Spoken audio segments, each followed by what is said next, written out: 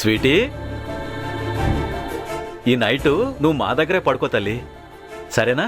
తాతయ్య నానమ్మ తమ్ముడు దగ్గర హాస్పిటల్లో ఉన్నారు, నువ్వు మా దగ్గరకు వచ్చేసాయి, ఓకేనా? రే చంద్ర, ధనా ఇక్కడ కనిపించడం లేదు. అన్నయ్య హాస్పిటల్లో ఉన్నాడు నాన్న. హాస్పిటల్లోనా? ఎందుకు? ఏమైంది? అన్నయ్యకి ఏం కాలేదు, అన్నయ్య మనవడికి అయ్యింది. అదే వంశీగాడికి జ్వరం వచ్చింది. జ్వరమే కదా, డ్రైవర్ను పని అమ్మాయినో ఇచ్చి పంపిస్తే సరిపోయేది కదా, వీడెందుకు వెళ్ళడం? గౌతమ్కి ఏదైనా అయితే మీరు కూడా డ్రైవర్ని ఇచ్చి పంపిస్తారా నాన్న?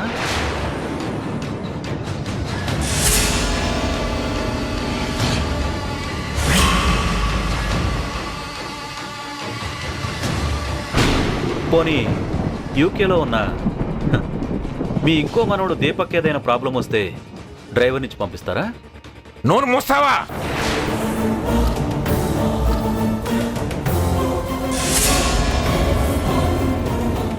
అది కాదు నాన్న, మీ మనవాళ్ళ గురించి మీకు ఎలా అయితే ఆరాటం ఉంటుందో అలాగే అన్నయ్యకి కూడా తన మనవడి గురించి ఆరాటం ఉంటుంది కదా నాన్న.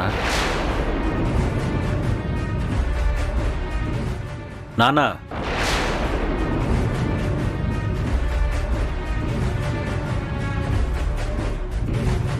అలా మాట్లాడకుండా సైలెంట్గా వెళ్ళిపోతారేంటి? వంశీ ఎలా ఉన్నాడని కూడా మీకు అడగాలని అనిపించడం లేదా? అడగాలంటే అహం అడ్డొచ్చిందా లేదా ఆత్మాభిమానం అడ్డొచ్చిందా? చంద్ర,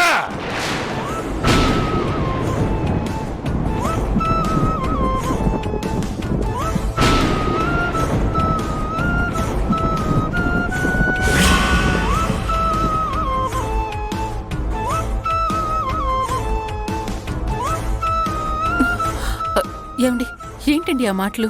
ఏ తప్పుగా ఏమైనా మాట్లాడానా? వంశీకి ఎలా ఉందో అని అడగడానికి ఆయనకేదో అడ్డొచ్చింది.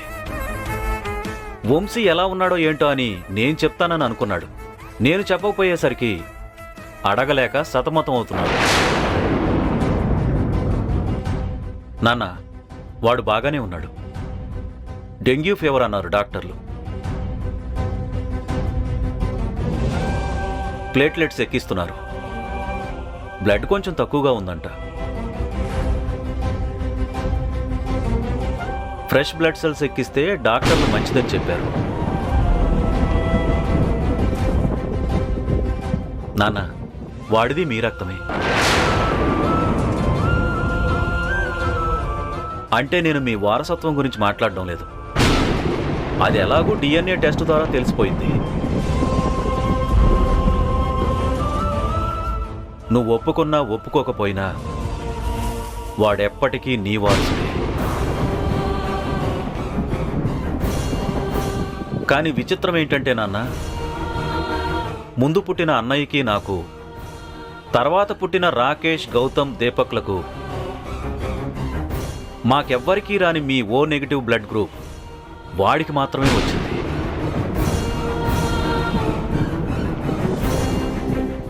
అంటే దాని అర్థమేంటో తెలుసా నాన్న? వాడే మీ నిజమైన వారసుడు అని.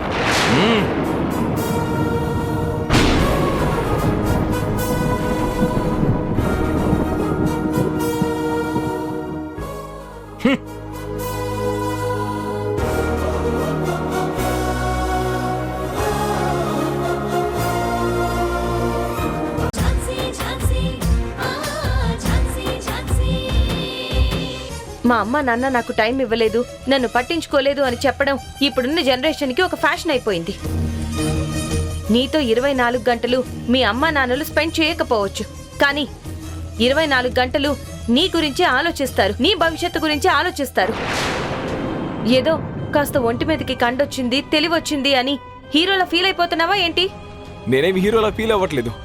నీ ప్రవర్తన అలాగే ఉంది. యాటిట్యూడ్కి ఈగోకి తేడా తెలియకుండా బతుకుతున్నావు.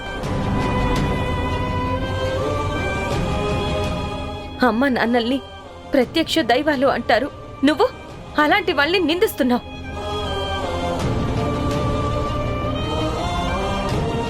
పిల్లలు పుట్టేంత వరకే ఏ తల్లి జీవితమైనా, ఒక్కసారి పిల్లలు పుట్టిన తర్వాత ఆ పిల్లల జీవితమే తన జీవితం అనుకుంటుంది.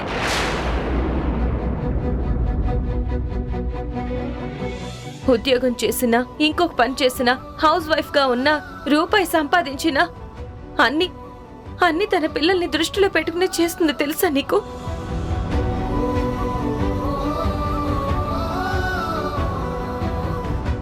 అమ్మ నాన్నల్ని అంత తేలిగ్గా తీసి పడేయకు. నాకు తెలుసు వాళ్ళ విలువేంటో.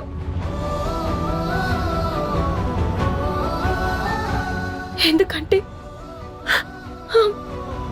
నాకు అమ్మ నాన్న లేరు కాబట్టి. అది మ్యాటర్.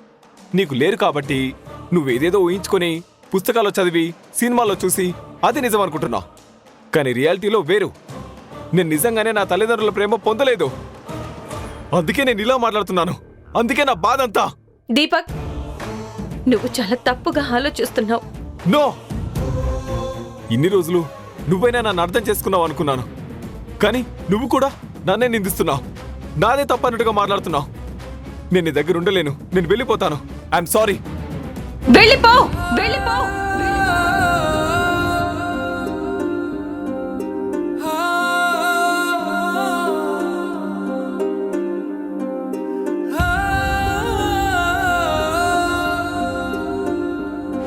తల్లిదండ్రులని గౌరవించని నువ్వు నన్నెలా గౌరవిస్తావు? నన్ను అక్క అని ఎలా పిలుస్తావు? నీలాంటి వాళ్ళని మార్చాలి అనుకోవడం నా తప్పు. నిన్ను మార్చాలి అనుకోవడం పావుకి పాలు పోయడం లాంటిది.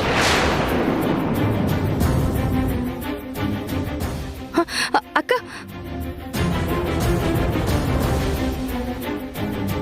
తమ్ముడు, ఏంట్రా ఇది?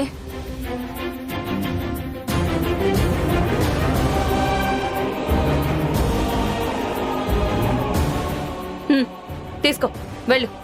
నా కళ్ళ ముందు నుంచి వెళ్ళిపో. ఒక్క క్షణం కూడా ఆలస్యం చేయకుండా వెళ్ళిపో. Get lost from my site.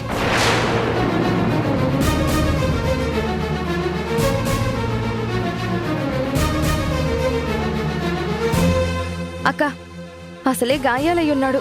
ఇంత రాత్రిపూట వెళ్ళిపో అంటే ఇప్పుడు ఎక్కడికి వెళ్ళిపోతాడు? ఎక్కడికైనా పోతాడు. వెళ్ళనివ్వు. ఆపకరాణి. తను ఎటిపోతే మనకేంటి? అక్క, అక్క,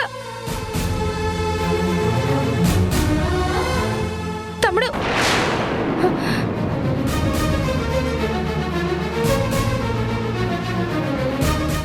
అక్క,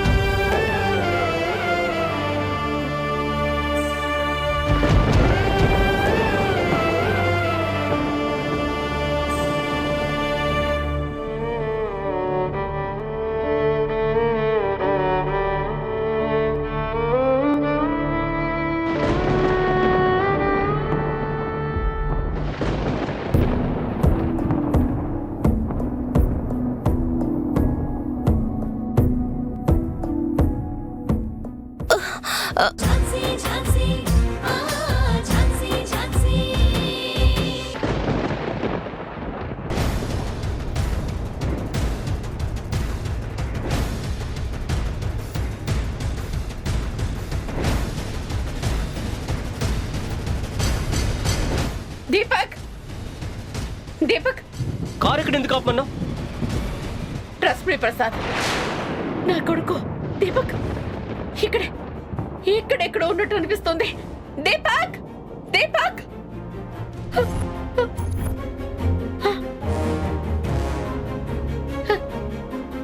దీపక్, దీపక్, దీపక్, దీపక్, దీపక్. దీపక్ దీపక్ అసలు వీడు మృణాల్నికి ఎందుకు మెసేజ్ చేశాడు? నిజంగానే మారిపోయాడా? ఎక్కడున్నాడు ప్రసాద్? నా దీపక్ ఎక్కడికి వెళ్ళిపోయాడు? మొత్తం వెతికినా కూడా ఎక్కడా కనిపించలేదు. చాలా ఆశపడ్డాను ప్రసాద్. ఎప్పుడూ లేదే నా దీపక్ నుండి నాకు మెసేజ్ వచ్చేసరికి అందులోనూ వాడు పశ్చాత్తాపంతో సారీ అమ్మా అని మెసేజ్ చేసేసరికి ఆ మెసేజ్ నా గుండెను తాకింది ప్రసాద్. చాలా ఆశతో వచ్చాను ప్రసాద్. వాడు కనపడతాడేమో, ఇంటికి తీసుకెళ్ళి వాడితో మాట్లాడొచ్చేమో, వాడికి నచ్చ చెప్పి ఇక నుంచైనా వాడిని మనతో కలిసి ఉండమని చెప్దాం అనుకున్నాను.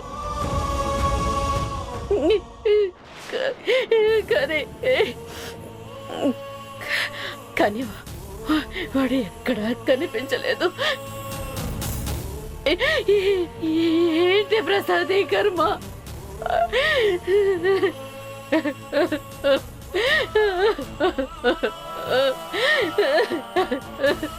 మృణాల్ని ఊరుకో మృణాల్ని. వాడు కనిపించకపోతే మనం మాత్రం ఏం చేస్తాం?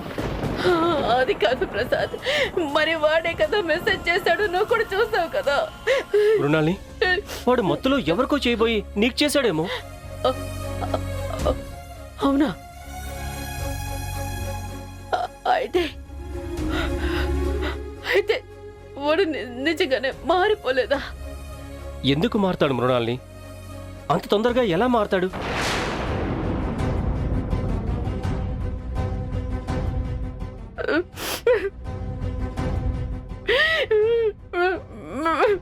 బాధపడకు మృణాల్ని.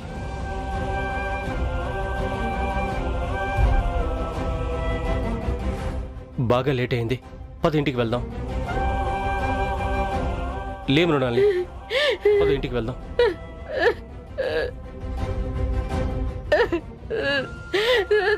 రేపు పొద్దున్నే వాడిని వెతుకుదాం. పద.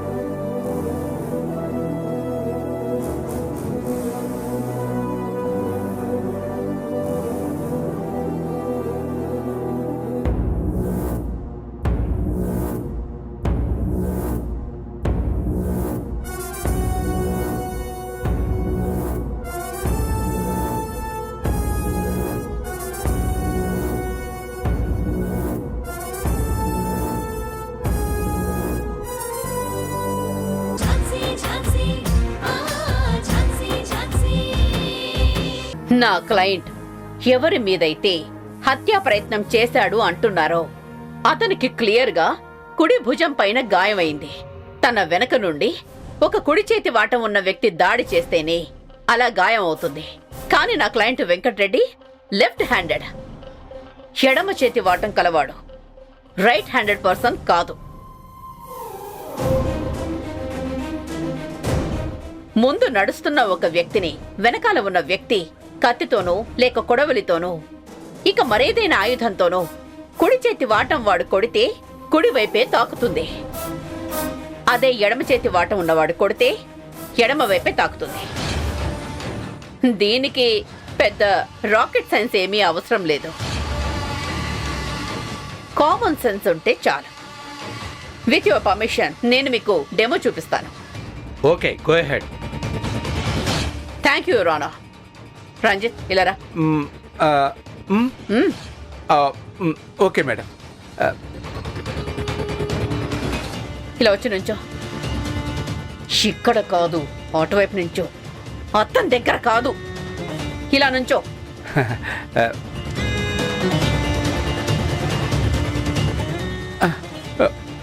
మేడం చిన్నగా కొట్టండి మేడం. నోరు మూసుకో. యువరానా, ఇప్పుడు ముందున్న ఒక వ్యక్తిని, కుడి చేతి వాటం ఉన్న వ్యక్తి దాడి చేయాలంటే ఇలా చేస్తాడు. అబ్బా వామ్మో నాయనో. రంజిత్, నేను ఇంకా కొట్టలేదు, ఓవర్ యాక్షన్ చేయకు. సరిగా నుంచో. ఇలా చేస్తాడు. ఇప్పుడు ఎడమ చేతి వాటం ఉన్న వ్యక్తి దాడి చేయాలంటే ఇలా దాడి చేస్తాడు.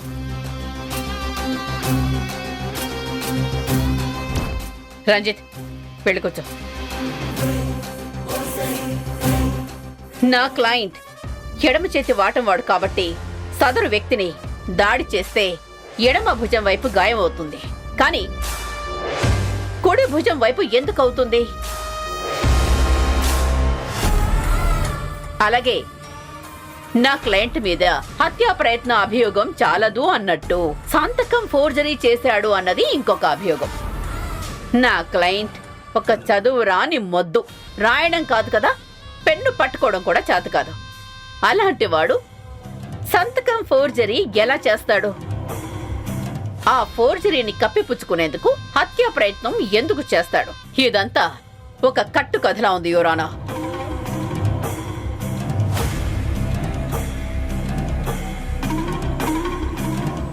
కేసు పెట్టే ముందైనా ఎలాంటి వ్యక్తి మీద ఎలాంటి అభియోగాలు చేస్తున్నామని ఆలోచన లేకుండా తప్పుడు కేసులు పెడుతున్నారు.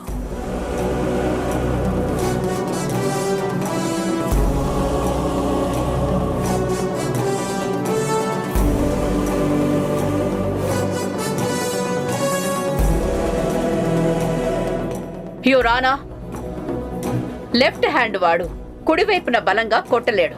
అలా కొట్టడం కుదరదు అని ఫోరెన్సిక్ వాళ్ళు ఇచ్చిన రిపోర్ట్.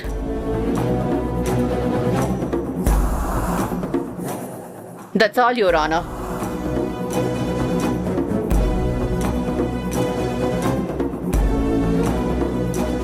యువర్ ఆనర్, నేను వెంకట్రెడ్డిని విచారించాలనుకుంటున్నాను. Yes proceed. Thank you your honour.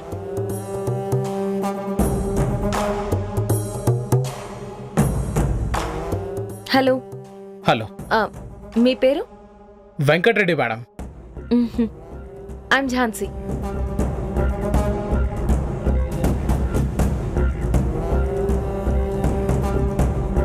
ఓ, మీరు లెఫ్టీ కదూ? ఐ మీన్ లెఫ్ట్ హ్యాండెడ్ కదూ? హాయ్. హాయ్. మీరు ఏ పని చేస్తూ ఉంటారు?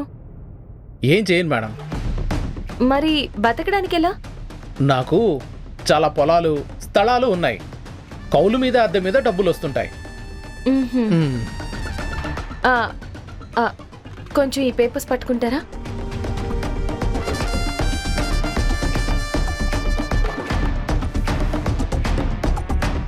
ఓ సారీ, మర్చిపోయాను.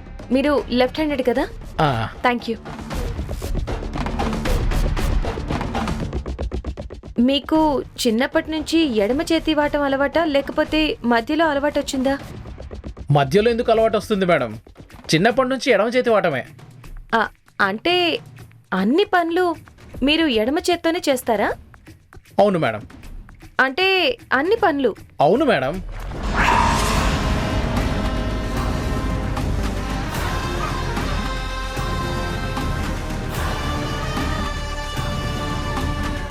What is this, Your Honor? Is it the way to cross?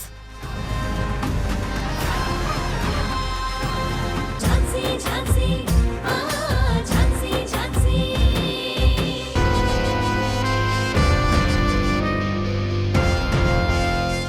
ఏంటమ్మా కమల ఇలా వచ్చావు? ఏమైనా కావాలా?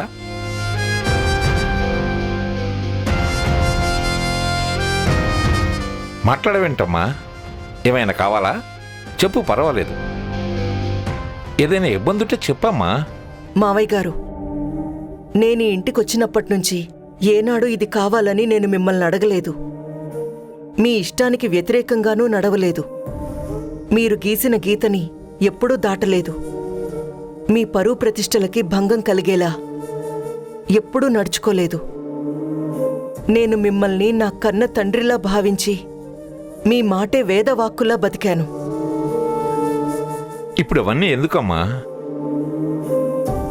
ఇప్పుడు ఏం జరిగిందని ఇవన్నీ నాకు చెప్తున్నావు?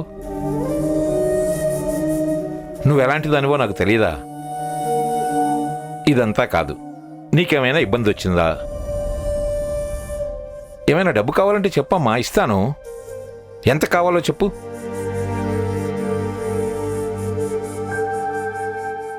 ఓ, మొన్న గౌతమ్ని ఎలాగైనా బయటికి తీసుకురమ్మని అడిగావు కదా, నేను కూడా దాని గురించి ఆలోచిస్తున్నానమ్మా. ఇదిగో, ఇంతకు ముందు కూడా మినిస్టర్ గారితో మాట్లాడాను. ఒక 4 రోజులు ఆగమని ఆయన రిక్వెస్ట్ చేశాడు. గౌతమ్ గురించి కాదు మావయ్య. మరింక దేని గురించి? మిమ్మల్ని ఇలా అడగొచ్చో లేదో నాకు తెలీదు మావయ్య. కానీ నాకిప్పుడు ఇది తప్పితే వేరే మార్గం లేదు. మీరు తప్పితే ఈ సహాయాన్ని ఎవరూ చేయలేరు. అసలేం జరిగిందమ్మా? నీకేం కావాలన్నా నిరభ్యంతరంగా అడుగు. నీకేదైనా అడిగే హక్కుంది. చెప్పమ్మా, ఏం కావాలి?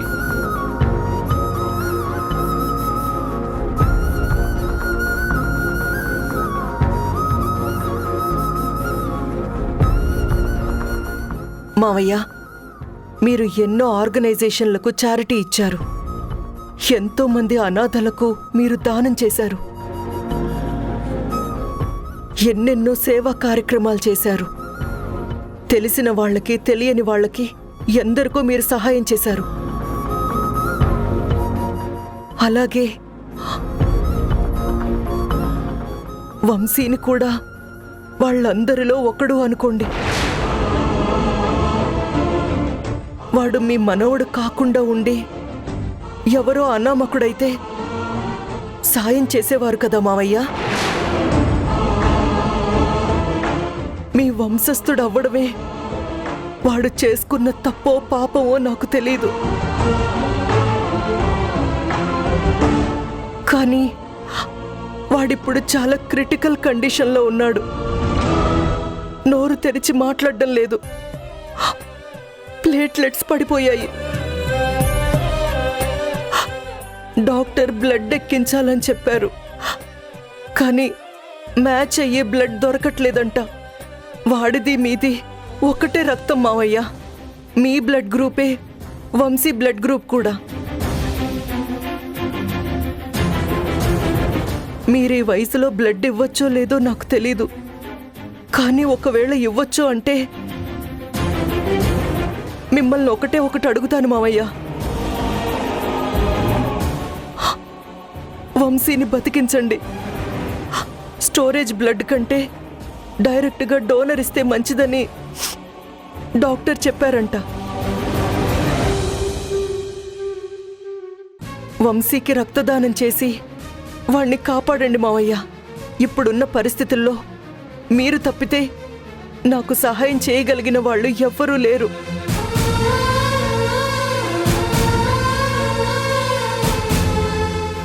అమ్మా కమలా, ఏంటమ్మా ఇది? ఏం చేస్తున్నావు? ముందు నువ్వు పైకి లేమ్మా. మావయ్య, ఏం కావాలో అడగమన్నారు. అడిగింది చేస్తానన్నారు. నేను అడిగిన సహాయం చేసి నా మనవణ్ణి కాపాడుతారని అనుకుంటున్నాను. మీరే వాణ్ణి కాపాడాలి మావయ్య.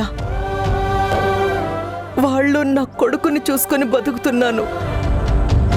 ఒక్కసారి ఆలోచించి సహాయం చేయండి మావయ్య.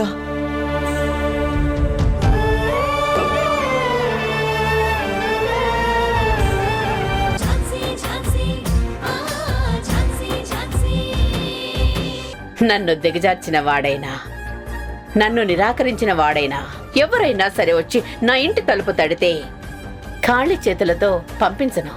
థ్యాంక్ యూ మృణాల్ని. ప్లీజ్ త్వరగా వెళ్దాం. మళ్ళీ లేట్ అయితే చాలా ఇబ్బంది అవుతుంది. పద వెళ్దాం. పద.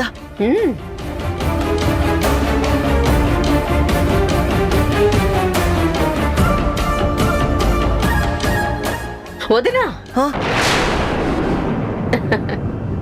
నువ్వు రమ్మని పిలవగానే నేనింత ఈజీగా ఎలా ఒప్పేసుకున్నాను, ఎలా వస్తున్నాను అని నీకు అనుమానం రాలేదా?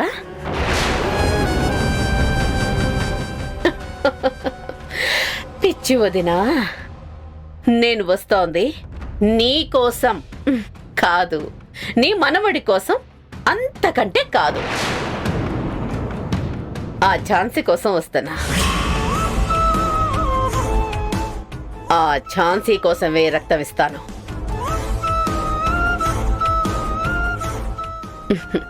అర్థం కాలేదు కదా? ఆ ఝాన్సీ నా మీద ప్రతిసారి గెలుస్తోంది, కానీ ఈసారి దాని అక్క కొడుక్కి రక్తదానం చేసి నేను గెలుస్తాను.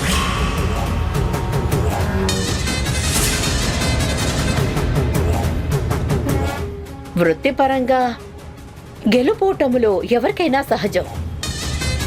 మళ్ళీ ఈసారి ఏదైనా కేసు విషయంలో ఝాన్సీ నాపై గెలిచి నేనే గెలిచాను అని ఆ ఝాన్సీ విర్రవీగుతున్నప్పుడు దానికి ఈ విషయం గుర్తుకు రావాలి.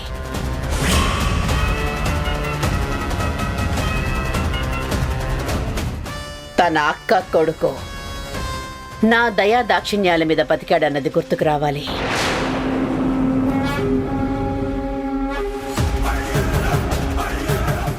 నేను రక్తమిస్తేనే బతికాడు అన్న విషయం, తన అక్క కొడుకు జీవితం నేను పెట్టిన భిక్ష అని గుర్తుకు రావాలి.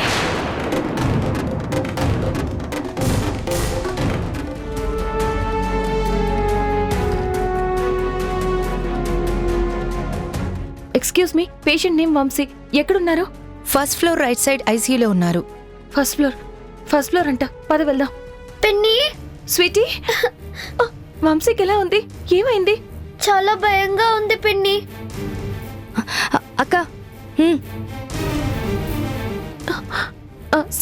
సార్ వంశీకి ఎలా ఉంది సార్? బాగానే ఉందమ్మా.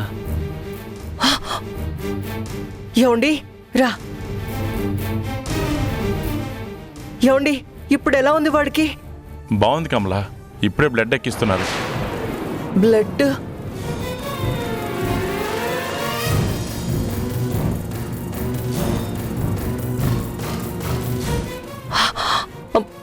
ఎవరిచ్చారు బ్లడ్? నువ్వు వెళ్ళి చూడు కమలా, వెళ్ళు.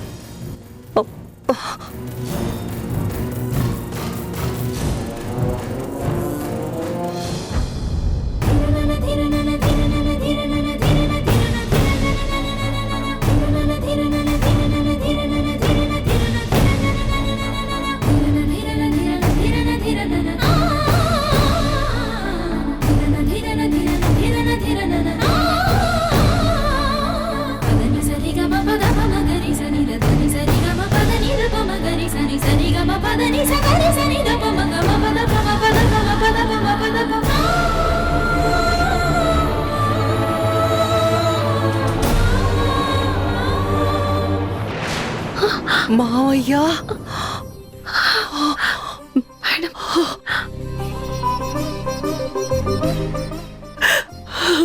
మావయ్య, మావయ్య ఇస్తున్నారు బ్లడ్.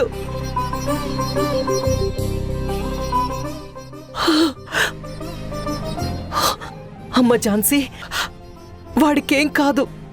వాడికి బ్లడ్ ఎక్కిస్తున్నారుగా, నయమైపోతుంది.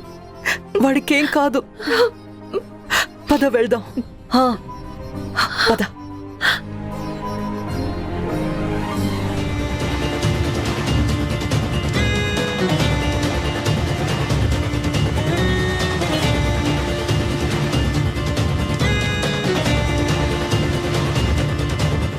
I hate you.